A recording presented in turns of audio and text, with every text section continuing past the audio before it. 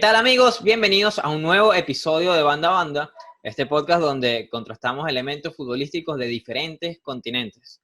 La verdad es que ya nos hacía un poco de falta volver, hemos tenido unas semanas un poco ocupadas y no habíamos tenido tiempo de grabar, pero bueno, ya estamos acá nuevamente para hablar de lo que fue esta jornada de eliminatorias. Shelby, amigo, ¿cómo estás? Hola Helios y hola a todos. Y sí, como comentas, con ganas de volver nuevamente a hablar de lo que nos gusta del fútbol. Tal y como dice, tenemos semanas ocupadas con respecto a estudiantiles y al trabajo de igual manera, pero con muchas ganas de hablar sobre todo de lo que nos dejó estas eliminatorias de Conmebol y al mismo tiempo de lo que nos dejó Europa con respecto al que ya se definieron quiénes van a jugar el Final Four de la UEFA Nations League el año que viene. Sí, bueno, por ejemplo, en Conmebol se demostró una vez más que es la eliminatoria más difícil del mundo y que selecciones que en la primera doble fecha se veían muy bien, como Colombia, y selecciones que a priori se veían eliminadas, como Venezuela, se ve bueno, que después de la cuarta jornada todo puede pasar. Venezuela está a 3 puntos de repechaje y Colombia salió de los primeros 5 puestos que estaba, donde se posicionaban en los primeros partidos. Entonces, bueno, tenemos bastante de acá hablar sobre estas eliminatorias. Sí, tal y como comentas, y lo primero para comenzar con Venezuela. Ya, como dijiste, ganamos unos puntos muy importantes frente a Chile, en una selección a la cual nunca le habíamos ganado de local. Hicimos un buen partido contra Brasil, si bien se podría decir bien en el sentido de que logramos neutralizar a un equipo que no contaban con dos grandes figuras, que eran los desequilibrios, en este caso Neymar y Coutinho. Les costó mucho llegar y al final hicieron el gol de la victoria con, digamos, una asistencia, entre comillas, de Machís, tras un error fortuito que tuvo el atacante venezolano. Pero ya hablando en la parte de Chile, me gustó mucho lo que se vio. No, siento que se recuperaron más que todo la parte defensiva que se tenía con Farías y Dudamel. Siento que Peseiro lo que hizo fue quizá en este caso no tener que implantar su idea, sino acomodarse a lo que el equipo está acostumbrado a jugar porque no ha tenido tiempo de trabajo. Siento que eso fue lo que hizo desde Paraguay, lo hizo contra Brasil, lo hizo ahorita contra Chile, le salió bien, ganó los 3 puntos. Y nada, en unas eliminatorias que son todos contra todos, tal y como dice, una de las eliminatorias más fuertes de todo el mundo. Venezuela sigue con vida de cara a las eliminatorias para Qatar 2022. Sí, creo que como bien dice, Venezuela está yendo de menos a más y está encontrando el camino. Como bien dije al principio, creo que después de las primeras 3 jornadas, por ahí Venezuela se veía ya afuera y es increíble como una victoria te da aire otra vez. Creo que encontró el equipo, encontró equilibrio con esa línea de tres en el medio, con Cáceres y Ángel Herrera, que hoy por hoy es el mejor jugador de la selección, con esos dos como volantes internos que le dan dinamismo y le dan cierta tenencia al equipo, que no se achican más allá de quién está al frente, a pesar del rival que haya. Y con un Junior Moreno que hizo un partido bastante correcto. También creo que fue un acierto lo de Savarino por derecha, que le da cierto juego al equipo. Es un extremo muy técnico, con mucha visión y también que tiene retroceso. Y bueno, le dio también la oportunidad a Darwin Machís de jugar en su banda natural. Eh, bueno, Venezuela se enfrenta a la próxima jornada de Ecuador en casa, una selección de la que ya vamos a hablar, que viene en un gran momento, viene inspirada. Bien entonado. Y Perú, que es el caso contrario, que perdió estos 2 partidos de esta doble fecha y que yo creo que un poco tiene que ver con la crisis sociopolítica que vivía el país, que de eso no vamos a hablar, pero que yo creo sinceramente que sí influye. Pero bueno, Shelby, vamos a Sí, hablar de la Tri, que alcanzó su tercera victoria consecutiva después de perder con Argentina en la primera jornada, ha conseguido 3 victorias al hilo y que le dio una sandunga a Colombia 6-1 de local con 4 goles en el locura. primer tiempo y una Colombia sin reacción. Sí, aquí simplemente comentar, entramos primero en la parte con Ecuador. Me ha gustado mucho el trabajo que está haciendo Alfaro. Primero tener en cuenta que es un técnico que comenzó con la Tri justamente en agosto. O sea, ha tenido un poco tiempo de trabajo, pero me parece muy impresionante lo que ha logrado hacer, sobre todo teniendo en cuenta la cantidad de bajas que tuvo para el partido frente a Colombia, 6 por coronavirus, una baja por lesión. logró hacer un equipo porque desde antes él ya había tenido un micromódulo de la mano de Jorge Célico, que es el director técnico de las inferiores de Ecuador, en este caso el director de la sub-20, que con jugadores del torneo local, tal como lo fue ¿cuál es el nombre del Independiente? El de 19 años. Caicedo. Caicedo. Sí, Caicedo, que hizo un tremendo partido tanto frente a Colombia como lo hizo en la pasada jornada. 3 asistencias, un gol, y también entrando con lo que fue Mena. Me pareció que fueron pilares importantes para lo que fue el ataque frente a Colombia en ese 6-1. Y por sobre todas las cosas, siento que es el trabajo lo que ha estado haciendo y la confianza que le está dando a las personas que conocen del ambiente tras la escapada que se lanzó Jordi Cruyff con el proyecto que tenía pensado Ecuador de cara a las eliminatorias. Si bien todo lo está haciendo muy bien, y también que ha hecho algo que no hizo en las eliminatorias pasadas, que es ganar del local. Algo que siempre le ha hecho fuerza a Ecuador de cara a las eliminatorias, es poder ganar en su casa. Y lo que sí le coloco quizá un asterisco es que aún, como siempre sabemos, esta es una de las eliminatorias más complicadas de todas, le faltan enfrentarse a selecciones que, si bien quizá no se encuentran en grandes momentos, la pueden complicar, como lo que podría ser en algún momento Uruguay, también cuando le toque contra Chile, Uruguay no, perdón, contra Brasil, Uruguay le Chile. ganó. Sí, ganó 3-0, me refiero contra Chile, ya Argentina cuando le toque de local también. Son selecciones que de muchas maneras son muy fuertes y que estos son los que te van a permitir los puntos bisagras. Sí, yo creo que hay dos rasgos que siempre, o bueno, en la historia moderna caracterizaron a Ecuador. Uno es la localidad, que se hacen muy fuertes en la altura, y ahora Sí, que les faltó. en un contexto donde los visitantes no se hacen fuertes porque no hay público, si hay una localidad que vale, son las que tienen altura, como Quito y La Paz. Exactamente. Y el otro era el portento físico. Pero además de esos dos rasgos, hoy Ecuador también tiene jugadores de buen pie, tiene juego. Tiene una defensa bastante sólida con Arboleda, con Estupiñán por izquierda. Tiene un volante de central como Caicedo, que ha jugado muy bien. Tiene jóvenes como Gonzalo Plata, Campana, como Estrada. Y bueno, tú lo nombraste, que hoy por hoy creo que es el mejor jugador de la selección, que es Ángel Mena, el futbolista de León, ex Emelec, que según el Faro es uno de los jugadores más técnicos que ha dirigido en su carrera. Entonces, tener a ese jugador como enlace le ha dado mucho más juego a la selección tricolor. Y creo que los propios ecuatorianos saben que hay que tener los pies en la tierra, porque la eliminatoria pasada también empezaron con 4-4. De hecho, le ganaron a Venezuela 3-0 en suelo venezolano. Pero yo le tengo mucha fe a esta selección. Creo que la generación que tienen es muy buena y creo que van en ascenso, ¿no? Tengo la sensación de que no se van a caer, pero todavía es muy temprano. Quedan todavía más de 10 jornadas, entonces hay que ver cómo Sí, les el va. problema es ese, que las eliminatorias como son tan largas, se generan en un tramo tan largo de cara a las eliminatorias, que uno no sabe lo que va a pasar de aquí a la próxima fecha FIFA, que vendría siendo, creo que es en marzo. Para Sí, ese entonces quedan ya, 14 jornadas. exacto, entonces para ese entonces, como dices, tú estás comenzando fuerte, pero eso tienes que mantenerlo, así sea a mitad de toda la temporada, para que puedas lograr hacer esa entrada al Mundial. Bueno, y de la otra selección que vamos a hablar, que vive un presente bastante complicado, es de Colombia. En las últimas horas, por lo menos ahora, en el momento que estamos grabando, es jueves 19 de noviembre, se rumorea la salida del portugués Carlos Queiroz, bueno, que lamentablemente no ha tenido buenos resultados últimamente.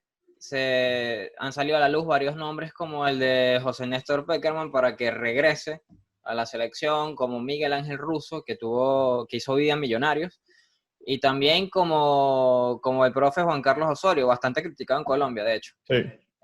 Pero bueno, Colombia tiene un futuro bastante incierto en cuanto a la parte del entrenador. Vamos a ver cómo se resuelve. Sí, sobre todo por lo que comentas, porque tanto a ti como a mí, durante esas primeras 2 jornadas, nos pareció que Colombia había sido una de las más fuertes en cuanto a juego, en cuanto a personalidad, y fueron dos cosas que no se vieron para nada reflejados durante esta doble jornada que se dio en esta semana. Vimos una Colombia totalmente apática contra Uruguay, le costó mucho. Uruguay recuperó ese poder defensivo que siempre se ha caracterizado frente a ellos, por mala suerte. Y ya en ese 6-1 es inexplicable todo lo que se dio, donde al parecer, yo no pensaba esto, pero Colombia al parecer sí necesita mucho de lo que haga James. James no se vio bien en ninguno de los dos partidos, no apareció. Y cuando no aparece James, no aparece el ataque de Colombia. Ya entrando en parte lo que fue el técnico, me parecía que el proyecto que tenía Carlos Queiroz era muy bueno con lo que había mostrado, pero tal y como dijo el bolillo anterior técnico de Colombia, durante un programa que no me acuerdo cuál fue la cadena de televisión, la cual estaba comentando, ese 6-1 son resultados que son sacatécnicos, sobre todo por cómo es la prensa y por cómo es el hincha colombiano con su equipo, en cuanto al orgullo que le dejó este 6-1 frente a una selección que si bien jugó muy bien, Colombia estaba para darle pelea y no tener tan mala cara en este partido. Sí, yo creo que la opinión pública colombiana es muy crítica con su selección, más que todo en los últimos tiempos que Colombia ha conseguido resultados bastante importantes para su historia.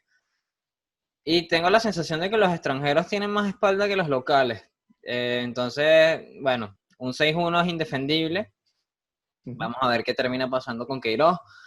Quien vaya a ocupar el banquillo cafetero todavía no lo sabemos, pero sí, sí con casi toda seguridad que va a haber nuevo hombre al mando de la selección colombiana.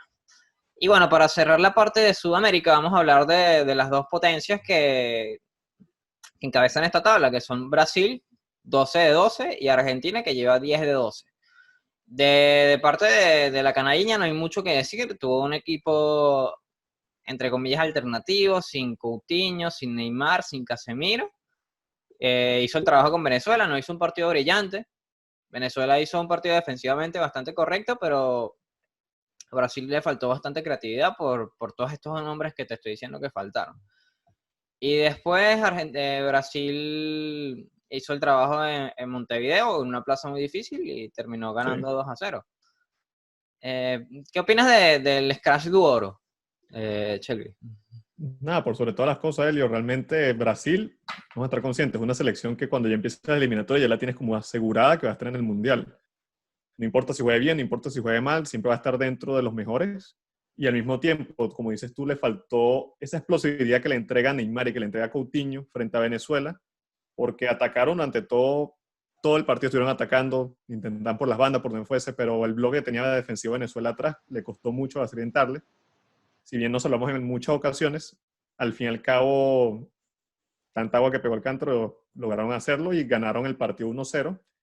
Y creo que en todo o sea, en todos los que están en Conmebol hoy en día, Brasil es lo único que siento que tiene como que una idea de juego ya clara y un proyecto totalmente claro de cada lo que va a hacer Qatar. Mantiene el técnico, mantiene la base de los jugadores y al mismo tiempo, nada, como comentas, una selección que ya de por sí tiene 12 de 12 y ya se le hace mucho más fácil para clasificarse al Mundial 2022. Sí, Brasil se va a clasificar con 7-6 fechas de anticipación. Sí, como siempre. Está bastante sobrado en la eliminatoria. Del lado de Argentina, a pesar de que no ha encontrado un juego vistoso que enamore a su muy exigente fanaticada, creo que está siendo bastante efectivo. Y si bien contra el primer rival que jugaron esta doble fecha, Perú fue Paraguay, que fue el partido donde le quitaron el gol a Messi por VAR. contra Paraguay. Si bien no desplegaron su mejor versión, Paraguay siempre es un rival bastante duro para Argentina. Contra Perú, Argentina se ve bastante cómodo. Si hay algo que hay que valorarle a Scaloni es que encontró en Nico González una apuesta que en 2 partidos convirtió 2 veces y que se afianza como titular en la selección, que es un jugador bastante dinámico, que se sabe mover y que le da soluciones en ataque al equipo albiceleste. Y bueno, eso es algo que viene desde Scaloni. Y También no le da solo más eso, sino la entrega que dio al mismo jugador al nivel defensivo. Realmente no me esperaba esa posición por parte de Nico González jugando así por la banda y que había veces que lo veías defendiendo en el córner para luego llegarte al área de una. Y al mismo Sí, tiempo lo que sí considero de Argentina es que aún está dependiendo mucho de Messi, porque eso fue lo que se dio contra Paraguay por sobre todas las cosas. Cuando el equipo no tenía soluciones se le daba el 10 y frente a Paraguay siento que Messi tuvo un partido totalmente no voy a decir apático, pero sí se sentía que de alguna manera impulsivo porque no se le están dando las cosas. Quizá el cansancio, muchos partidos que ha tenido el argentino.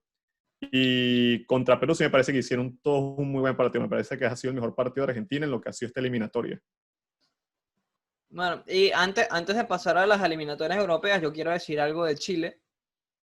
Chile contra Venezuela el otro día me pareció, sentí como una sensación de extrañamiento, porque no es lo que yo estaba acostumbrado a ver de Chile en otras eliminatorias. Un equipo dinámico, que te presionaba, que tenía mucha movilidad en el medio, y que defendía alto. Ahora lo veo un Chile más lento, sin creatividad, muy dependiente de Alexis Sánchez.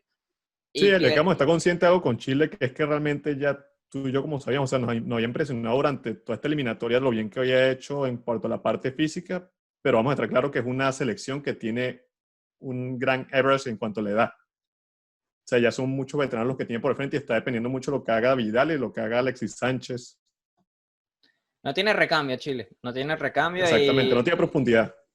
y depende mucho de lo que hagan estos dos jugadores que tú nombraste. Venezuela hubiese sido un poco más efectivo el otro día y se iba fácil en el primer tiempo se iba fácil 3-0, 3-1. Pero bueno, Exactamente. vamos a ver qué depara. Ahora nos vamos a las eliminatorias europeas para hablar de lo que fue el gran resultado. Si hubo un gran resultado en Sudamérica, que fue el Ecuador 6, Colombia 1, tenemos que hablar del 6-0 de España a Alemania. Una sorpresa. Una locura. Se supone que Alemania es el que da este tipo de resultados, este tipo de sorpresas. Pero bueno, la selección de Luis Enrique vapuleó a la de Lowe, que enciende las alarmas en el país teutón.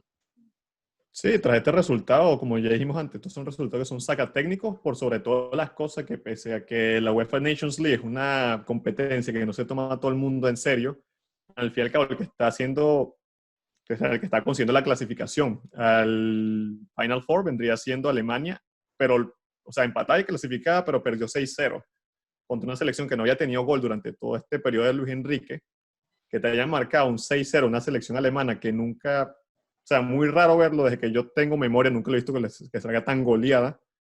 Y al mismo tiempo, primera vez que Neuer en toda su carrera recibe 6 goles. Wow. Ha sido la derrota más abultada para el alemán en este caso. Y también el punto es que Lowe pareciera que estuviese acabando su ciclo en el cuadro alemán.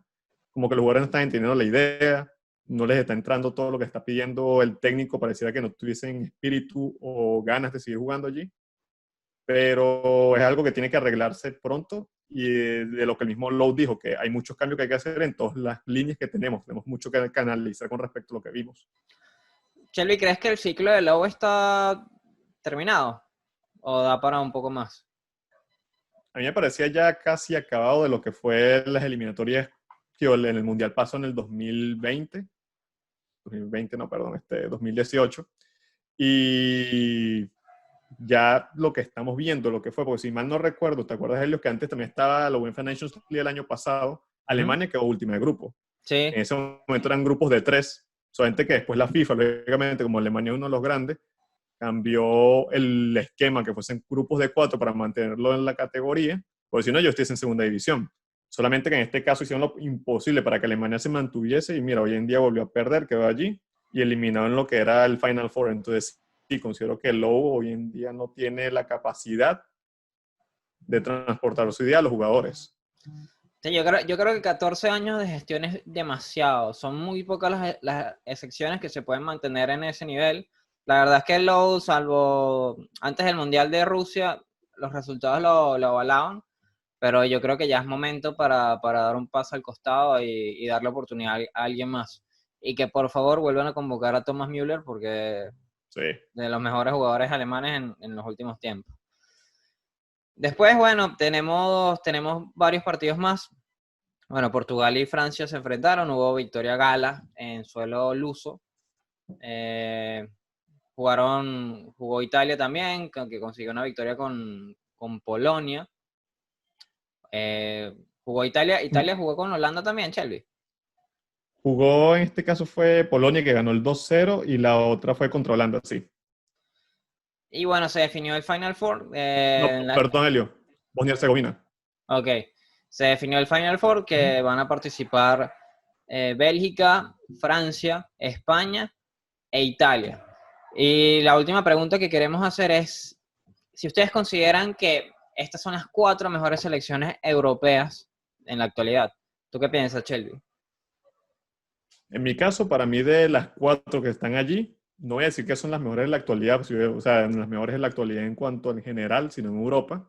Considero que 3 de ellas sí lo son. En este caso me guío por lo que es Bélgica, me guío por lo que es Italia, por lo que es Francia. La que me faltaría allí vendría siendo Portugal. Considero que Portugal es mucho más que lo que es España hoy en día, sobre todo por tener un jugador monstruo como Cristiano y una generación de relevo tan amplia como la tiene hoy en día en ataque.